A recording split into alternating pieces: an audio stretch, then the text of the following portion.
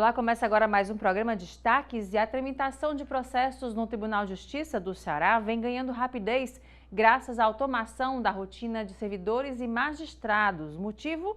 O uso de um robô que está sendo usado para otimizar tarefas mecânicas. A experiência tem acelerado os processos porque tem permitido que os servidores dediquem mais tempo à análise técnica em vez das atividades repetitivas. Marcelo já está íntimo do robô. Por dia, são 900 cliques a menos que ele precisa dar no computador para movimentar processos. Isso por causa da melhoria na produtividade proporcionada pelo Clovis. Já tem 6 meses, que nós estamos utilizando. É uma experiência muito produtiva e muito eficiente aqui para o Tribunal de Justiça, porque os servidores passam a não mais executar atividades que são repetitivas, que os robôs hoje estão atuando, e passam em atividades que precisam de uma análise do ser humano. Aquela análise mais ali de entender o que é que precisa ser feito. E o robô vai para aquelas que são mais automatizadas, que o robô vai lá e faz aqueles cliques repetitivos. E aí isso reduz muito os cliques que o servidor precisa estar aplicando no sistema e também ajuda a melhorar a própria produtividade do tribunal e do servidor.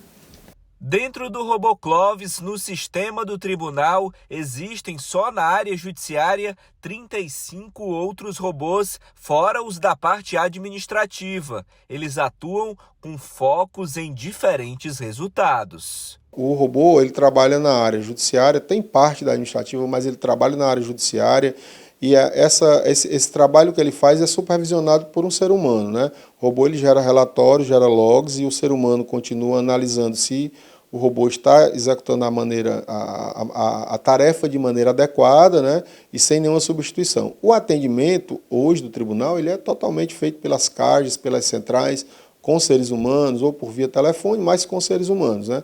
Sem prejuízo de eventuais chatbots, mas o ideal é que a gente tenha esse atendimento com o ser humano.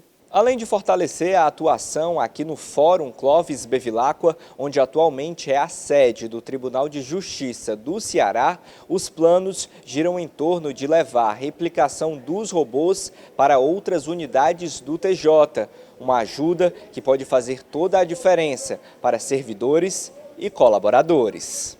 Esses robôs eles estão em expansão para cada uma das competências, ou seja, uma unidade de execução fiscal faz o pedido, e nós, ao atendermos aquela unidade, nós estamos aptos a atender todas as unidades que trabalham com o mesmo processo de trabalho. Depende apenas da adesão da unidade para que a gente possa expandir. Então, a tendência é que a gente possa atingir 100% do Poder Judiciário do Estado do Ceará com essas tarefas repetitivas num curto espaço de tempo. A automação proporcionada pelo robô tem como uma das responsáveis a Marcele, a gerente de projetos do grupo empresarial com soluções em gestão, tecnologia e inovação, destaca que a relação com o tribunal vem de outros projetos. Nós assessoramos projetos do portfólio do Programa de Modernização do Judiciário Cearense, o Promojude, que é um programa que contempla diversas frentes com o objetivo de transformação digital. Isso através de um contrato de empréstimo, do qual o Tribunal de Justiça é beneficiário de recursos do Banco Interamericano de Desenvolvimento. E no âmbito desse projeto do Robô Clovis, o Grupo Portfólio se faz representado com assessoria de projetos para transformar essas entregas em resultados ainda mais extraordinários, de maneira sustentável, estruturada e com bastante divulgação. E os olhares e os sentidos sobre a pesquisa em dança entre conceitos, vivências e experimentações, esses são alguns dos pontos abordados no livro Dança de Situação, um olhar para a dança a partir das políticas públicas em Fortaleza, da artista e pesquisadora Isabel Botelho. A obra vai ser lançada agora no dia 14 de junho. Sobre o assunto eu converso com a Isabel, artista e pesquisadora. Obrigada pela sua presença. Obrigada pelo convite. Isabel, falando sobre essa obra, como é que foi pensada, né? Como é que você gestou essa obra? Bom, essa pesquisa ela vem já sendo desenvolvida desde 2016, quando eu cursei mestrado em psicologia na Unifor, e estudando fenomenologia existencial, eu associei os conceitos de João Paul Sartre com o desenvolvimento artístico, né, aqui na dança em Fortaleza. Então, A partir desses olhares à fenomenologia, eu associei também com conteúdos da dança contemporânea e da produção artística de 4 artistas aqui de Fortaleza. E aí, nesse sentido, foi quanto tempo mais ou menos de pesquisa, de estudo? Bom, entre 2016 e 2018 foi um período mais intenso. Depois, em 2020, eu retomei a pesquisa para ampliar esse estudo e essa conceituação sobre as políticas públicas. Porque no primeiro momento da pesquisa, eu percebi que toda a produção artística daqueles 4 artistas tinha uma influência muito forte do percurso que eles fizeram junto a políticas públicas, que o acesso a políticas públicas foi muito importante para que eles conseguissem desenvolver as carreiras artísticas. A partir daí, eu fiz essa ampliação do estudo e a gente foi desenvolvendo a pesquisa, que agora, né, a gente conseguiu transformar em livro. Pois é, e além desse lançamento que é dia 14 agora, né? Você vai fazer, vão ser 2 eventos que você vai acontecer agora, 12 e 13, é isso? Isso, dia 12 e 13 a gente vai abrir um seminário de divulgação e difusão dos conteúdos da pesquisa. A gente vai conversar no primeiro dia, que é no dia 12 de junho, às 18 horas, com 3 professores que participaram da pesquisa junto comigo e que trabalham com fenomenologia e arte. Professor Jorge Boris, professora Daniela Schneider e professora Mônica Massal. E no dia 13, às 16 horas, um pouco mais cedo, porque alguns artistas moram fora do Brasil, por conta do fuso horário, às 16 horas a gente vai fazer a fala com os 4 artistas. Clarice Lima, Gerson Moreno, Rosana Mara e Wilton Paulo. E aí eles vão contar, né, um pouco mais sobre o que é essa experiência de produzir dança no Ceará e fora do Ceará, com o acesso às políticas públicas. E nesse caso, Isabel, falando sobre isso, né? Às vezes a pessoa ela precisa dessa oportunidade, né? É algo que é necessário, né? Muitas pessoas, às vezes a gente vê nas redes sociais, né? Questionamentos sem embasamento nenhum, falando, mas isso é gastar dinheiro. Poxa vida, não, pelo contrário, né? Investimento em cultura nunca é demais. A gente bate muito isso, né? Quando se investe em cultura, está se investindo em conhecimento, em sabedoria, em expressão corporal, né? Em ajudar o outro também, de todos os sentidos e todas as formas. A gente viu aí a pandemia mostrando isso, né? Muita gente foi salva pela cultura quando estava dentro de casa, quando estava isolada, né? Acessou livro, acessou filme, acessou cinema, teatro de maneiras adaptadas, mas acessou música, né? Cultura, né? E isso salvou muita gente no período da pandemia. É inegável, os estudos têm para comprovar também, né? A gente sente, né? A gente sente isso na pele de verdade. E nesse sentido, Isabel, falando sobre isso, você tem notado esse aumento nos investimentos voltados para a cultura? Como é que está isso até nesse presente momento, em especial aqui no estado do Ceará?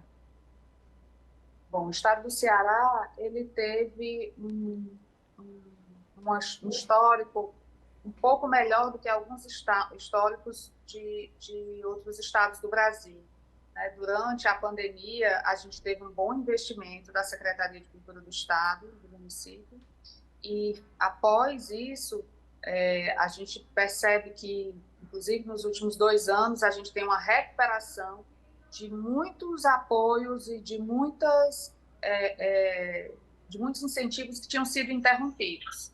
Então, a gente vê que esse ano a Secretaria de Cultura vem tentando recompor essa estrutura de incentivo, né? Não é uma coisa muito simples, porque tem muitas pessoas aderidas, muitas pessoas precisando desse apoio para construir seus projetos, para construir seu pensamento, para poder divulgar seu trabalho, para poder circular. E durante esse período de incentivo, tem uma burocracia a ser cumprida, que nem sempre é simples e nem sempre é rápida. mas a gente percebe que a secretaria vem se empenhando e, ao mesmo tempo, os artistas vêm cobrando, que é papel mesmo dos artistas, eles estão no direito de cobrar, e é a partir dessa cobrança, historicamente, inclusive isso aparece no livro, em outras leituras que a gente tem aqui no estado do Ceará, todo o desenvolvimento dessa política pública cultural é a partir de cobranças, né? Ela se desenvolve a partir da pressão dos artistas, da cobrança dos artistas e da escuta das secretarias, e essa escuta e essa cobrança é que vai criando esse caminho de construção.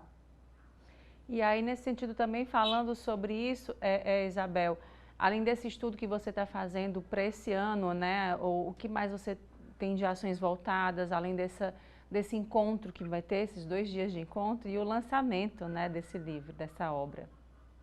A gente vai fazer o lançamento presencial na Casa Absurda, que é um espaço de interações artísticas, no dia 14 de junho, a partir das 19 horas, onde a gente vai ter uma roda de conversa mais específica sobre essa construção de campos de possibilidades sobre as políticas públicas em dança aqui no estado do Ceará. A partir disso, a gente tem o intuito de levar o livro para algumas cidades do interior, fazer algumas palestras, né? A gente tem participando da pesquisa o Gerson Moreno, que é um artista muito forte da Companhia Balé Baião de Itapipoca, e a gente tem também outras relações com outros artistas do interior do estado e também que estão fora, né? Uma Clarice Lima, que está em São Paulo. Então, a gente pretende circular um pouco com o livro, fazendo algumas falas em outros estados ou no interior, em outras regiões do Ceará.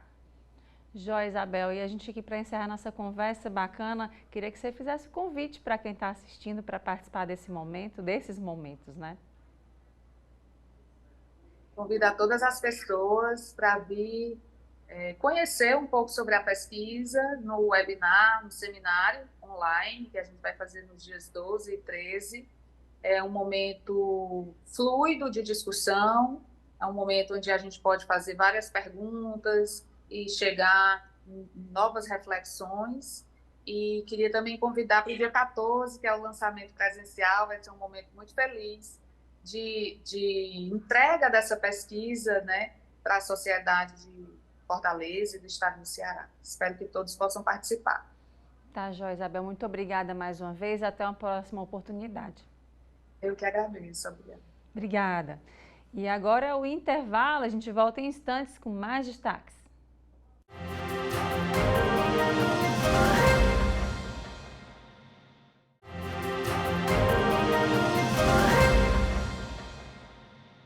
E aconteceu entre os dias 28 e 29 de maio o Alinhavando Moda no Auditório Valdir Diogo da FIEC. Sobre a programação e muito mais, eu conversei com Fábio Caracas, que foi idealizador do evento e especialista em cultura de moda e mercado.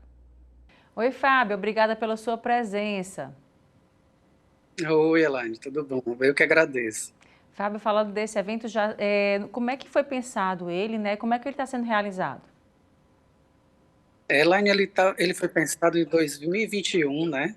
Para ser um evento gratuito, onde a gente faz a conexão entre profissionais da cadeia da moda, né, e da economia criativa. E é um evento totalmente voltado para o empreendedorismo, a sustentabilidade e a moda. E aí, nesse sentido, como é que está sendo a participação das pessoas e como é que está sendo movimentado, né? Fala um pouco desse crescimento, desse fomento da moda aqui no estado. Nós já estamos na 4ª edição, né, do evento do Alinhavando Moda. Está sendo muito bem aceito. Nós já fazemos parte, né, do calendário dos eventos da cidade. Eles acontecem 2 vezes ao ano, no primeiro e no segundo semestre, tentando fomentar cada vez mais e movimentar, né, a cadeia criativa. Nós abordamos sempre um dia de empreendedorismo e criatividade e no outro sustentabilidade. E está sendo muito bem aceito. É por isso que já estamos na 4ª edição, né? Joia, Fábio. E também para quem quer saber mais sobre o evento e sobre as ações que vocês estão realizando como um todo, como é que faz para entrar em contato? É só seguir, né, o perfil do Alinhavando Moda no Instagram, né, @alinhavandomoda. Lá no perfil tem todas as dicas dizendo como é que você faz para vir no evento. Ele é totalmente gratuito. O evento ele tem 3 categorias de ingresso: profissionais, empresas e estudantes. Ele é voltado realmente para toda a cadeia. Tá, joia, Fábio. Muito obrigada mais uma vez. Até uma próxima oportunidade. Eu que agradeço. E se você tiver a oportunidade, compareça ao evento. E o Estado do Ceará decidiu retomar o Pacto pelo PECEM, um projeto que há 10 anos aprofundou estudos e discussões sociais e econômicas sobre o complexo industrial e portuário e o entorno dele. O pacto foi reapresentado nessa reunião com empresários em Fortaleza. Ele vem da necessidade de replanejar o complexo do PECEM em virtude, entre outros fatores, do aumento do número de empresas e do enorme crescimento da região.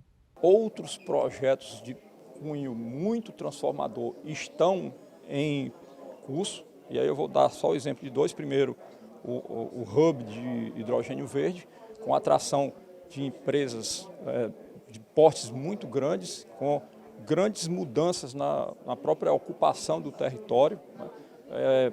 Possibilidade de grandes empregos, repercussão no território do estado do Ceará todo, necessidades de infraestruturas para atender essas empresas e, além disso, a própria Transnordestina. A Transnordestina, chegando em 27, ela tem o potencial de basicamente dobrar a movimentação de cargas do Porto do PECEM. Então, essas empresas, só por essas 2 aqui, tem outros projetos grandes acontecendo, mas só essas duas grandes movimentações aí industriais e logísticas devem modificar significativamente a forma de ocupação do território. É um momento de se repensar aquela agenda estratégica e o Pacto pelo PECEM vem nesse sentido. Para se ter uma ideia, o complexo gera atualmente 80 mil empregos, o que o posiciona como um dos principais motores da economia do Ceará.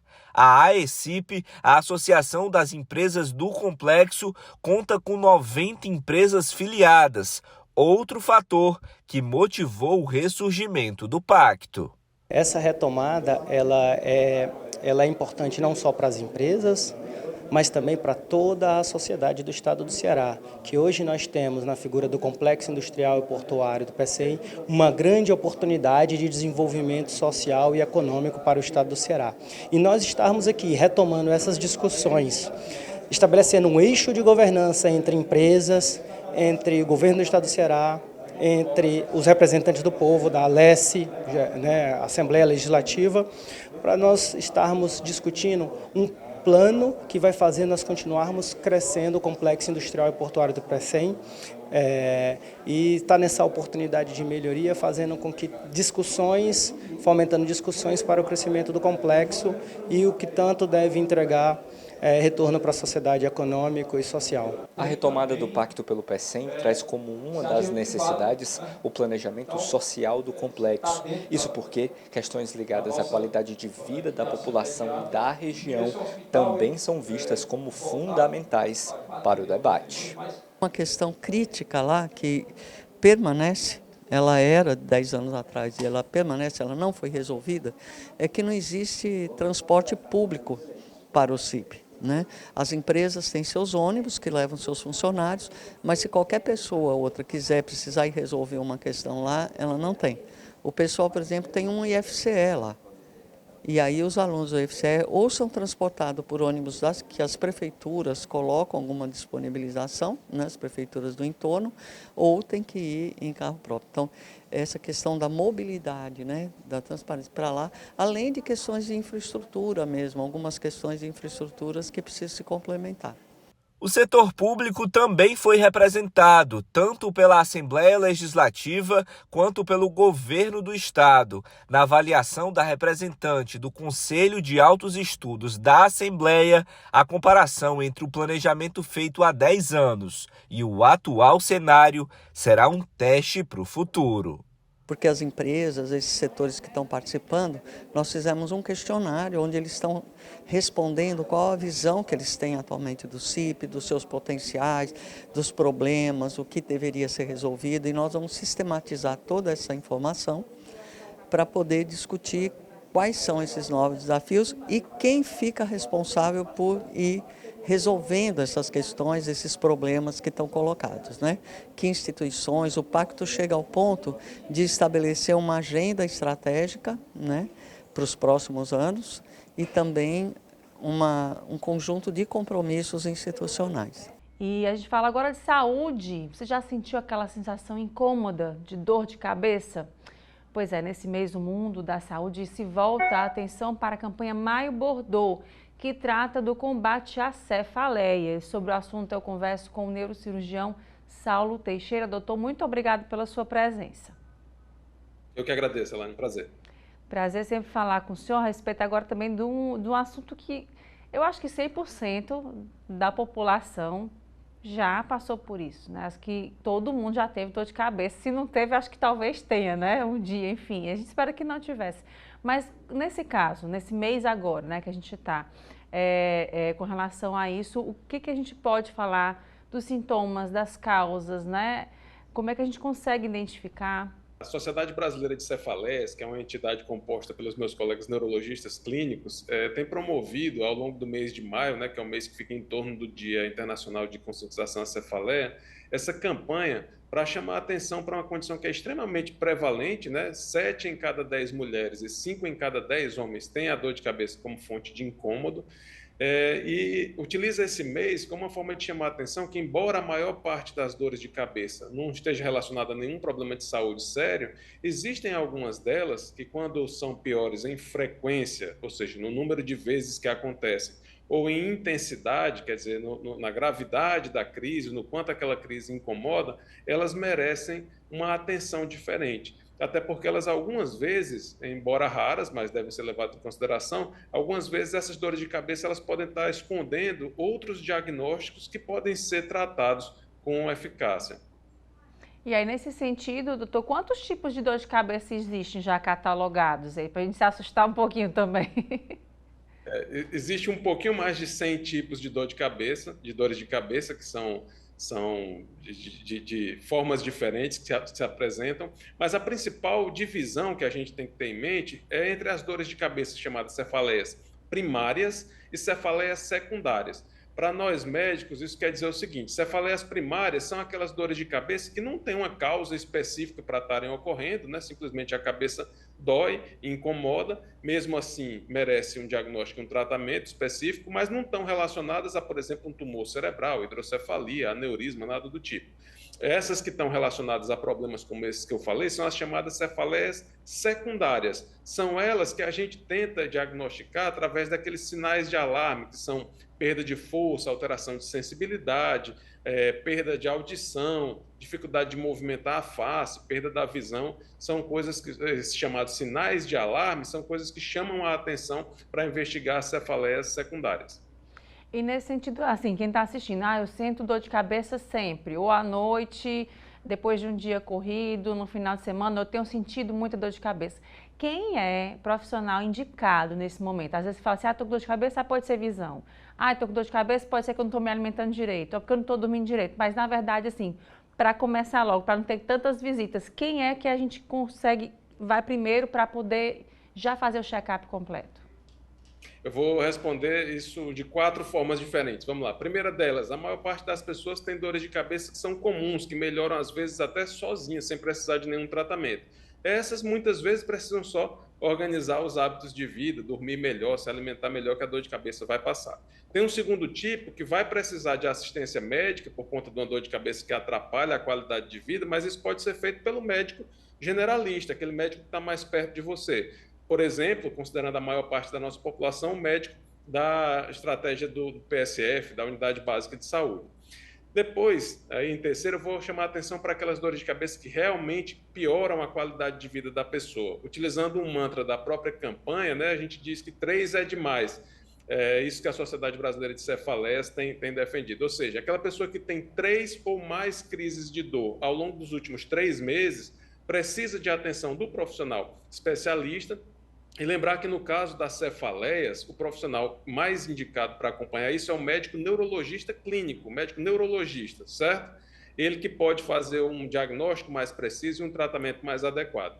E aí, só por último, quando a gente já pega aquelas causas de cefaleias secundárias, que eu falei agora há pouco, é que normalmente o paciente termina necessitando de um acompanhamento conosco, nós neurocirurgiões, para resolver algumas causas mais específicas ou que não responderam aos tratamentos da forma desejada. A cefaleia, ela é passada de pai para filho, assim? Quem tem, meu pai, minha mãe teve, meu avô, minha avó, posso ter também? Posso passar para filho? Tem de ordem genética nesse sentido? Sem dúvida, Elaine. Um dos 2 principais tipos de dor de cabeça, que é a chamada migrânia ou enxaqueca, como a gente costuma falar, essa doença, na verdade, lembrar que enxaqueca não é o sintoma, né? O sintoma é dor de cabeça. A doença é a enxaqueca, que é aquela pessoa cujo cérebro, cujos vasos sanguíneos do cérebro, eles reagem de uma forma diferente a determinados estímulos, na maioria das vezes causando dor de cabeça, náusea, vômito, dificuldade para estar num ambiente iluminado ou barulhento. Esse tipo de dor de cabeça especificamente tem uma linhagem genética muito forte e é mais prevalente entre as mulheres, entre outras coisas por fatores hormonais. Os próprios ciclos hormonais normais, fisiológicos da mulher fazem com que a mulher sinta dor em maior frequência e maior intensidade. E isso em diferentes fases da vida dela, por exemplo, na puberdade, na menopausa, isso vai se alterando, pode melhorar ou pode piorar também?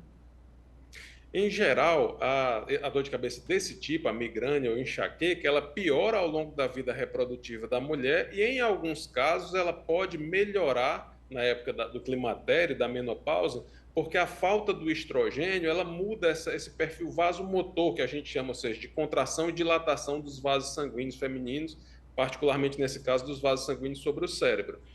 Então, em geral, piora ao longo da vida reprodutiva, mas há uma fase, entre tantas outras coisas que pioram, há uma fase que normalmente essas crises melhoram um pouco em frequência e intensidade. Claro que isso não é uma verdade absoluta, né? A gente acompanha muitas vezes pacientes que têm, mesmo depois da menopausa, do climatério, têm necessidade de fazer tratamentos, às vezes até intervencionistas, para dor de cabeça. Quando eu digo tratamento intervencionista, eu me refiro a todos aqueles tratamentos em que a gente tem que, de fato, tocar no paciente, seja através de procedimentos com agulhas, por exemplo, procedimentos minimamente invasivos, ou em casos extremos, até cirurgias para uns tipos bem específicos de cefaleia. Doutor, no caso, para utilização de telas, né? A gente não tem como, todo mundo está usando tela, né?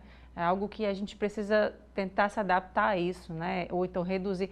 Nesse sentido, a dor de cabeça ela piora, a pessoa pode ter dor de cabeça pelo uso inadequado de telas ou excessivo de telas, isso pode causar?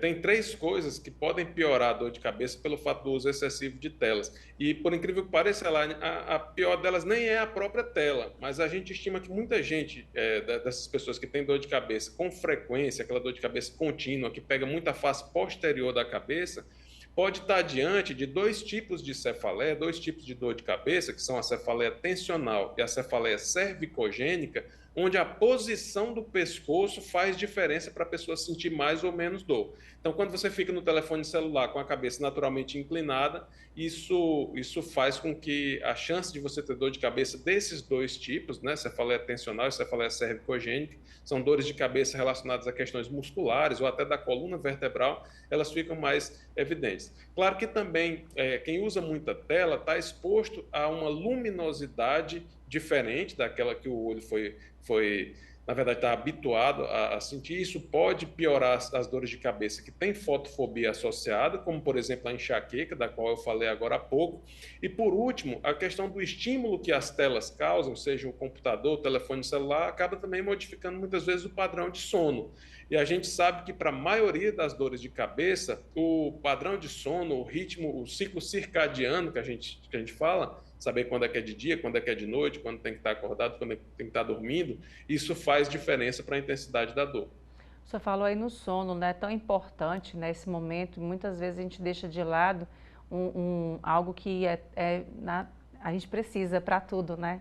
Para estar bem no dia seguinte, para pensar, para raciocinar, para viver. E nesse sentido do sono, precisa de um ritual mais indicado, algo que seria a pessoa estar com a crise, e como é que esse momento de sono ela consegue relaxar um pouco mais para conseguir descansar?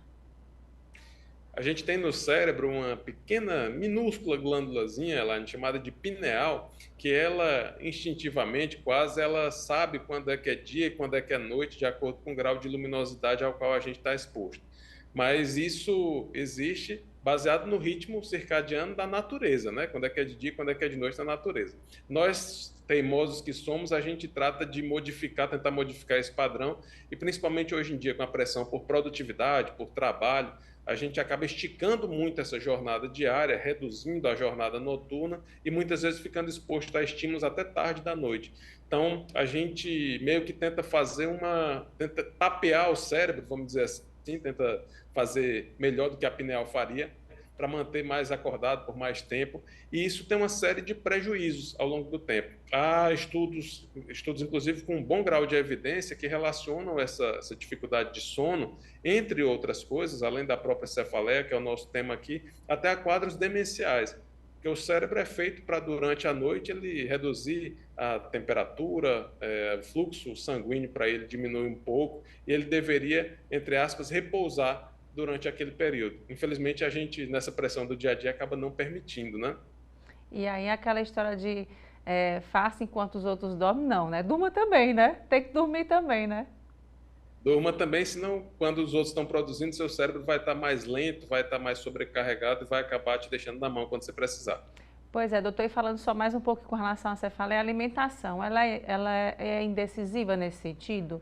A gente fala assim, o uso do café, né, bebida alcoólica, cigarro, alimentações gordurosas, isso tudo realmente influencia? E em que sentido influencia? Os hábitos de vida mudam muito a forma de apresentação da cefaleia, Elaine. Eu vou tirar como exemplo o café para chamar a atenção para uma coisa. A dor de cabeça do tipo enxaqueca, que é extremamente comum, ela tem nos hábitos de vida, inclusive na própria alimentação, uma fonte frequente de crises. Essas mudanças dos hábitos alimentares, elas funcionam como gatilhos, muitas vezes, para tornar evidente uma crise que já aconteceria de qualquer forma. Eu pego o caso do café para explicar assim, os pacientes às vezes perguntam, doutor Saulo, acontece de o café predispor a uma crise de enxaqueca? Eu respondo o seguinte, que, para vocês terem uma ideia, o remédio mais vendido do Brasil para enxaqueca, ele contém 30 miligramas de cafeína. Logo, isso quer dizer que a cafeína ela não é uma coisa que causa dor de cabeça. Pelo contrário, a cafeína tem até um papel de ajudar nessa analgesia. Ela é um adjuvante dos remédios para dor. Mas para algumas pessoas, especificamente, a cafeína ou o chocolate, ou eventualmente uma noite mal dormida, um cheiro estranho, pode funcionar como um gatilho para que neurotransmissores façam existir aquela dor que já estava quase pronta para acontecer por motivos genéticos, muitas vezes. É assim na enxaqueca. E na infância, quando é que a gente deve se preocupar que a criança está com dor de cabeça, tem mostrado uma frequência de dor de cabeça? Porque não é normal, né, a criança ter dor de cabeça, é isso? Não, de forma alguma. Abaixo dos 10 anos, principalmente, a dor de cabeça na infância, ela funciona quase como um daqueles sinais de alarme que eu falei lá no início da nossa conversa. Então, assim como perda de força, alteração de sensibilidade, perda de visão, crise convulsiva, o início muito precoce da cefaleia, apenas isso já é um motivo para a gente procurar ajuda médica, inicialmente do médico pediatra, no caso da criança, que certamente vai referenciar para o médico neuropediatra, o neurologista que trabalha especificamente com neuropediatria, para fazer esse acompanhamento. Na maioria das vezes, assim como no adulto, não há de ser nada demais, a expressão de uma questão genética que a criança já tem, ou então algum hábito de vida que está um pouquinho fora do padrão, mas não custa nada ser vigilante com relação a isso e identificar precocemente outras alterações. Tumores, malformações, hidrocefalia, tudo isso tem que estar sempre no nosso radar.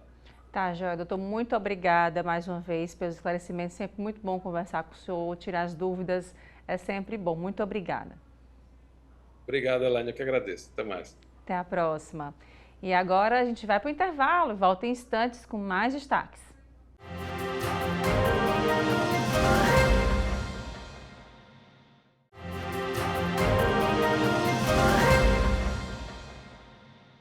Já está acontecendo aqui no Ceará a 18ª edição do Festival Brasil Sabor, a ação realizada pela Associação Brasileira de Bares e Restaurantes, a Abrazel.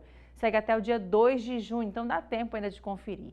A gente descobriu mais detalhes sobre essa programação com a Márcia Costa, que é líder comercial da Abrazel. Obrigada, Márcia, pela sua presença. Obrigada pela oportunidade, de falar desse festival aqui na TV Otimista. O festival vai até dia 2 de junho, está acontecendo tanto em Fortaleza, como em Caucaia, Aquiraz e também em Jericoacoara. Nós temos 2 estabelecimentos em Jericoacoara que estão participando dessa ação promocional, que é o festival. O Festival Brasil Sabor ele acontece nessa 18ª edição em todo o país. Então, nós temos 17 estados, mais o Distrito Federal participando. São 79 municípios que estão participando dessa ação e 700 pratos promocionais que fazem parte desse festival.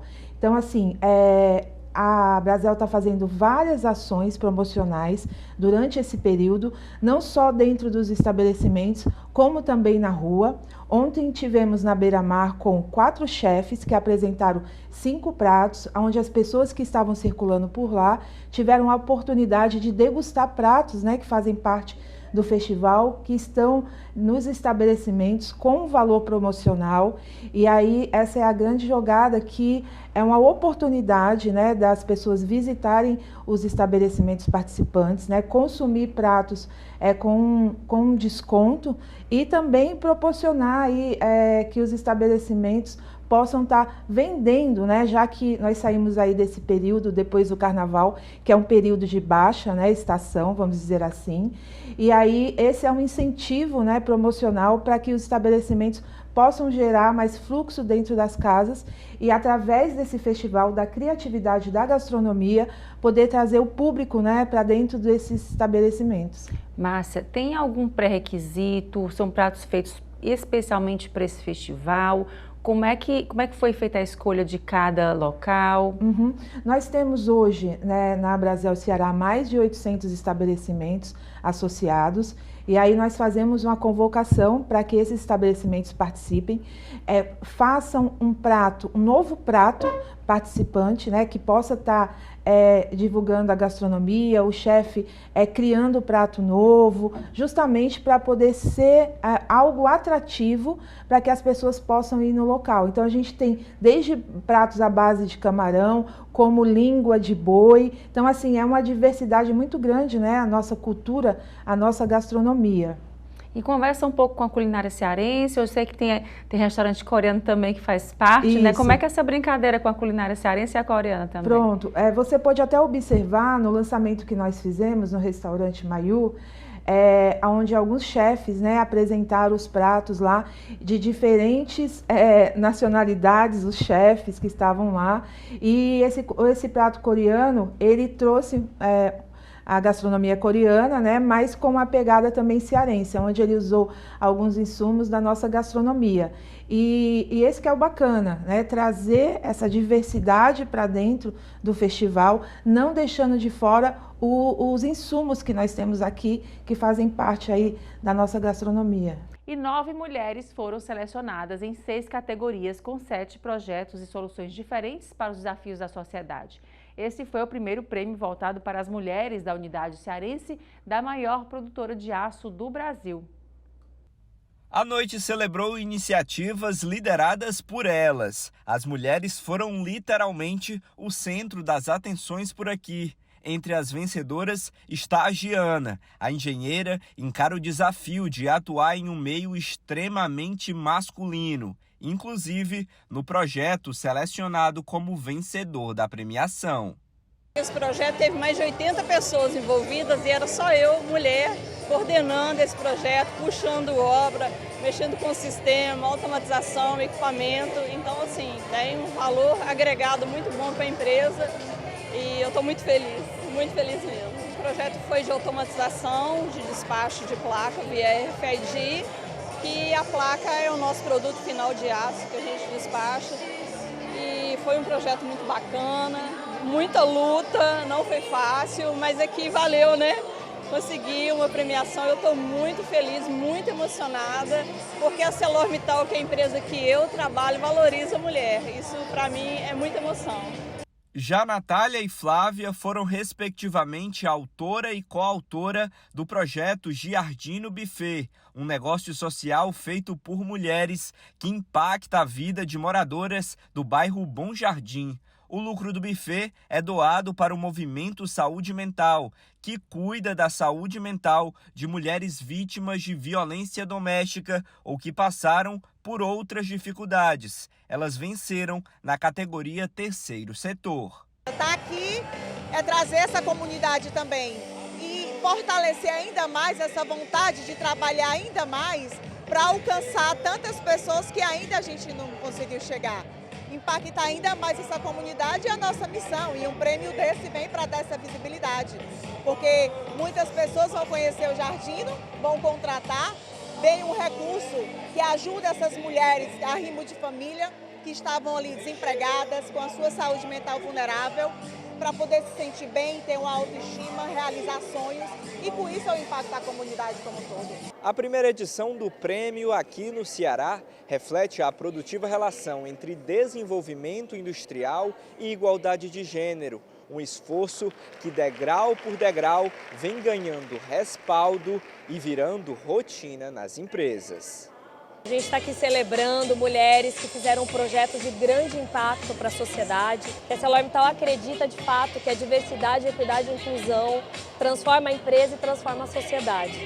De que forma essa transformação vem acontecendo dentro da ArcelorMittal? A ArcelorMittal ela possui uma meta global de chegar a 25% de mulheres em cargos de liderança até 2030. E a gente já está nesse caminho. Aqui na ArcelorMittal P100, a gente já está em quase 16%, sendo que de gerentes gerais a gente tem 50% de mulheres. Ao todo, foram 24 mulheres finalistas do prêmio aqui no Ceará. A inscrição foi aberta ao público. As vencedoras foram divididas em 6 categorias: acadêmicas, empregadas, empresa privada, imprensa, setor público e terceiro setor. A premiação faz parte do Programa de Diversidade e Inclusão da maior produtora de aço do Brasil.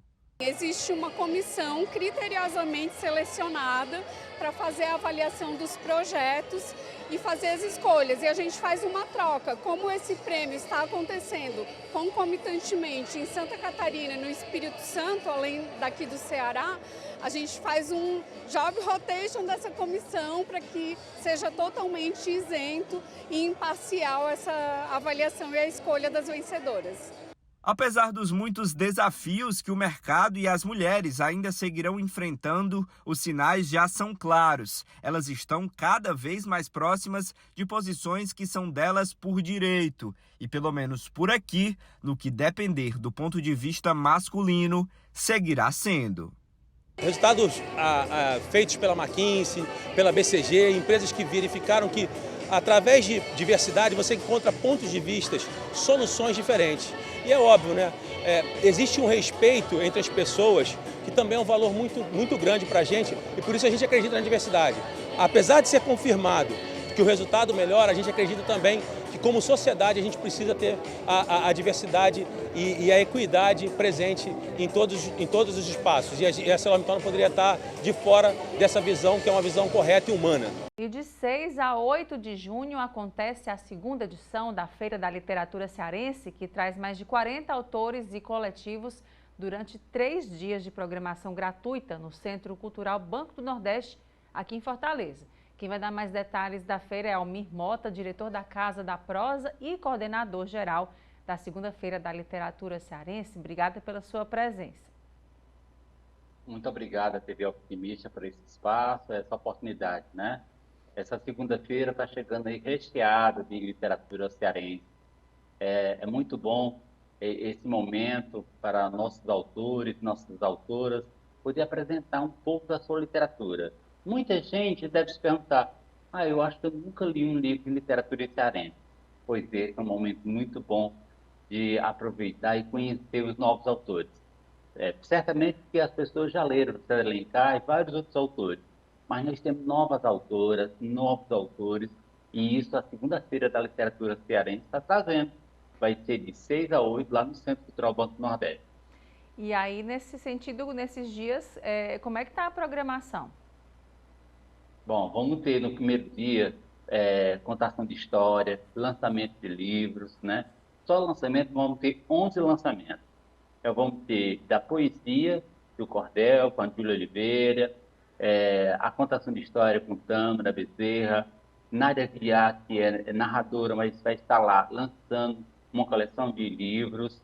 Vamos ter sanfona, né? Quem não gosta do forrozinho, no sábado, às 19 horas, vamos estar com Cecília do Acordeão tocando para a gente. E vamos estar com o cantor, compositor e escritor Eugênio Leandro no primeiro dia.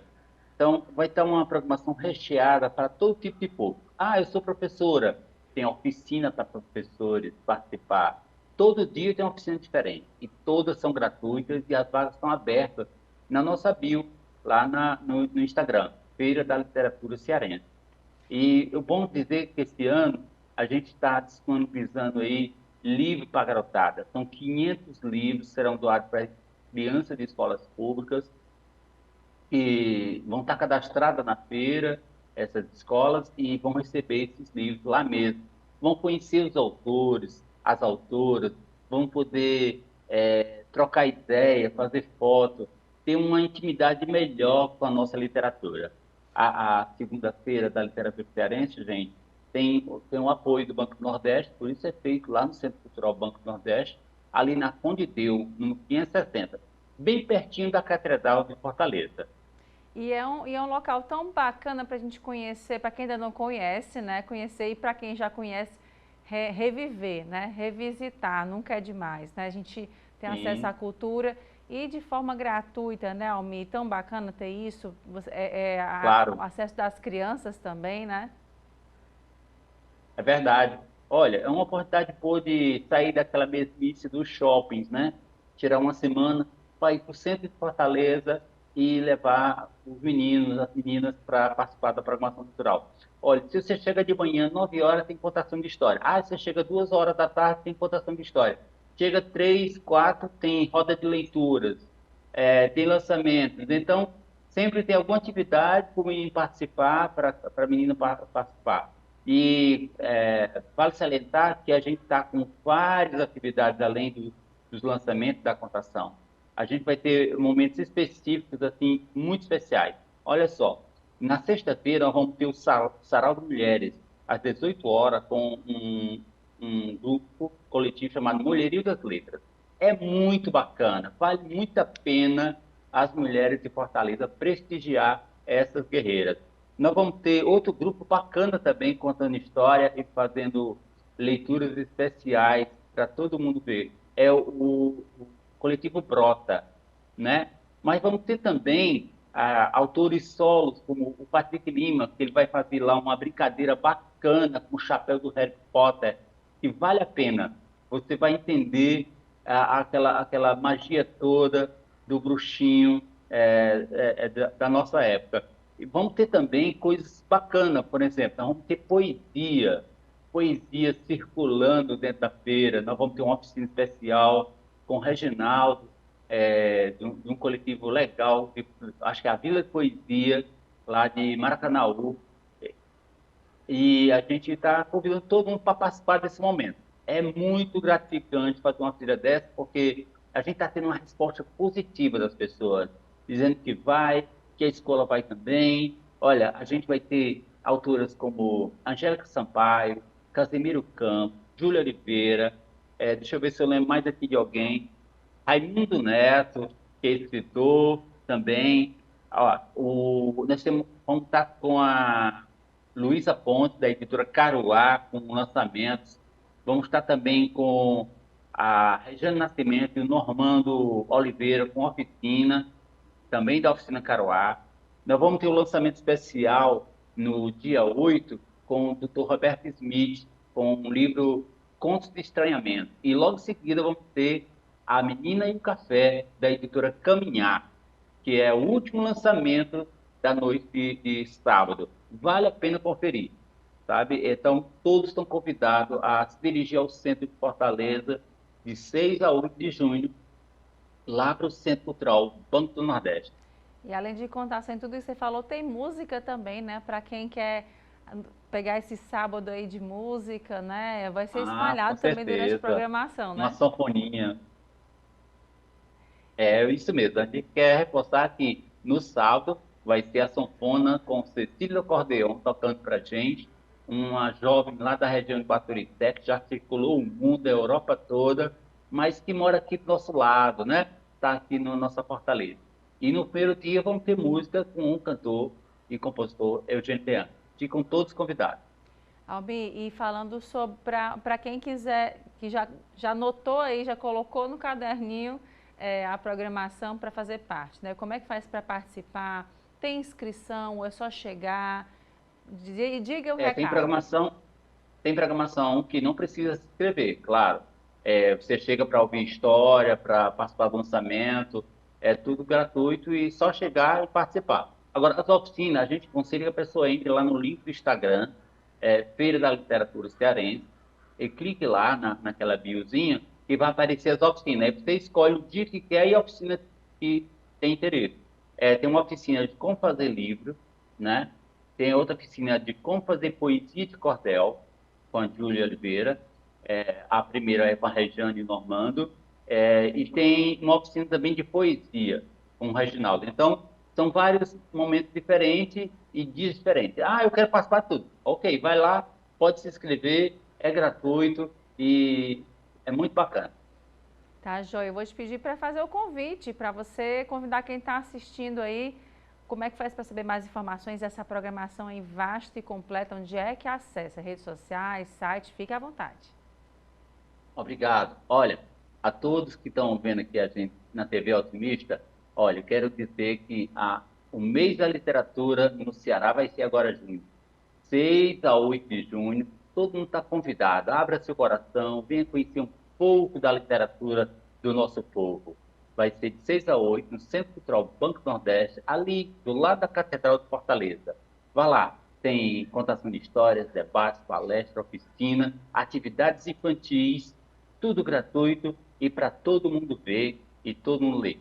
Se você tem problemas, algum problema, alguma restrição, nós vamos ter a programação em braille, nós vamos ter atividades que vai ser acompanhada de libras. Então, é uma programação acessível para a comunidade.